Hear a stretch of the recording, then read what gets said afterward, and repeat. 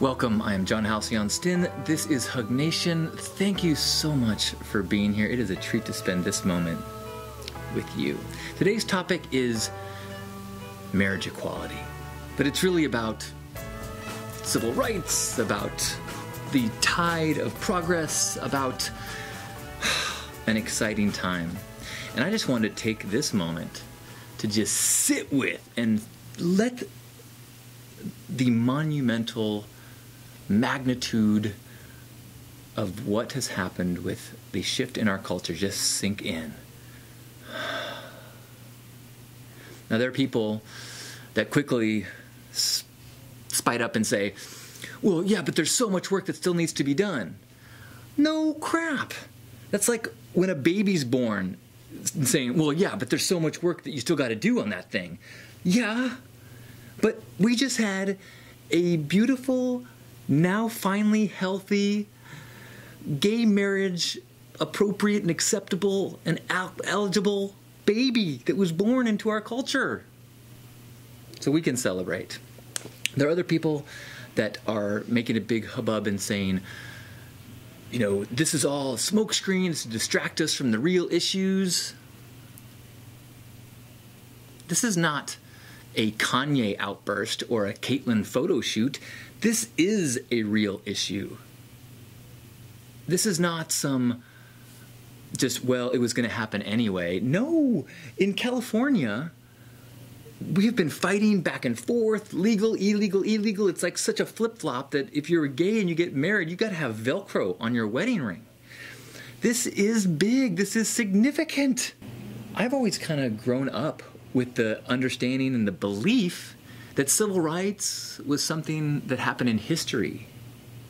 And that, sure, we have some fine-tuning to do. Obviously, we still have racism in our culture, and we still have sexism, and we still have homophobia. But, you know, kind of, I just thought of, like, the fighting, the real change as being something that happened in the past. Because you just don't have a sense when you're in it of what's wrong.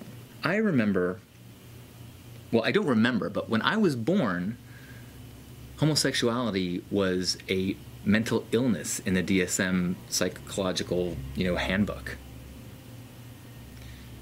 And I can remember playing Smear the Queer growing up. All the kids running around playing Smear the Queer. It's a, tag, tackle game. And I can remember saying, that's so gay, about anything that I didn't like. And I can remember being really afraid of someone accusing me of being gay. So much so that I still, when I eat a banana, I break it in half so I can eat it in a non-phallic engulfing way. When I think back of, growing up and how afraid I was of being gay, and how I'm sure I had a lot of friends that were gay, but it would not have been acceptable for them to have said so, or even asked about it, or questioned about it. I mean, to do anything that opened you up to being accused of gay would have been social suicide. There were some people at my high school that were very flamboyant and had all women friends, but they weren't kind of, that was who they were. They were that kind of person. And I'm sure that there are other people that use words way worse to describe them. Even in college, there were people that I knew were in theater and music that were gay, but that was its own little isolated bubble with mostly their own kind. And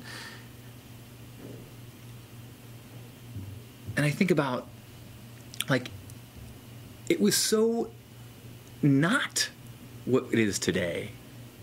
It was so something to be, you had to defend yourself. You had to be ashamed if there were people that were going to judge you.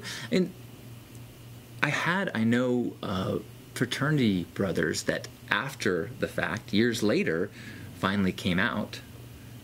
And I can remember being really ashamed at being a part of this institution that made them feel like they couldn't be who they were amongst their brothers, people who were supposed to have this really tight bond.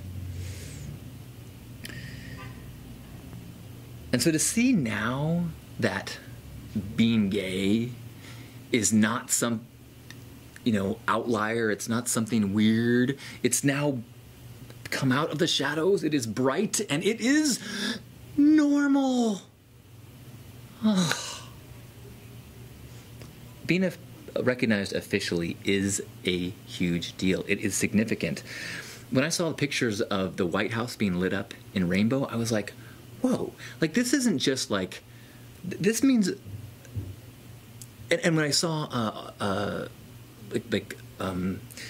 bunch of companies made statements or changed their logos to rainbow, it's like, there was a time, and very recently when, if you had a commercial that had gay people in it, then it would have been cause for, that would have been a bold, courageous move for your company. It could have been strategic also to try to get that market, but, there would be consequences. And now we have the White House is rainbow. That means that any sort of anything that is done that is judgmental or exclusionary, that person who is being the bigot is clearly in the category of bigot and not defended and wrapped up in any sort of safety of legal definitions. When I think about how big a deal is this, something pops in mind. In my Facebook feed, the day of the decision, a woman posted that she finally felt comfortable saying publicly and coming out as being bisexual. And I wonder, how many people have this feeling like they're finally, kind of accepted, approved, that the legal standing, the legal definition is somehow matters enough to make them go, oh. Now, personally, I've always been a little bit kind of soundly in the counterculture realm, and so something's legality has never really been what I have aligned with as my deciding factor of what is, my identity or my stance. But not for a lot of people. For a lot of people, it is very challenging to go against the law of the land. And now the law of the land is saying, it ain't no thing. Let it out. Shine your light. Be whoever you are. It doesn't matter. And if people are going to make it matter, they're the ones that have a problem, and they're in the wrong, and they are going to have the consequences. And I think about, how many people are like the woman on my Facebook that now just feel that kind of relief. There was a time when I used to, some of my profiles, I've labeled myself as a political bisexual, and that I reserve the right to sleep with whoever I feel like it, that I don't want to be labeled in one way or another, that I feel like I should have the right to choose my partners based on my attraction, not by any box that I'm put in. And, there was a time when even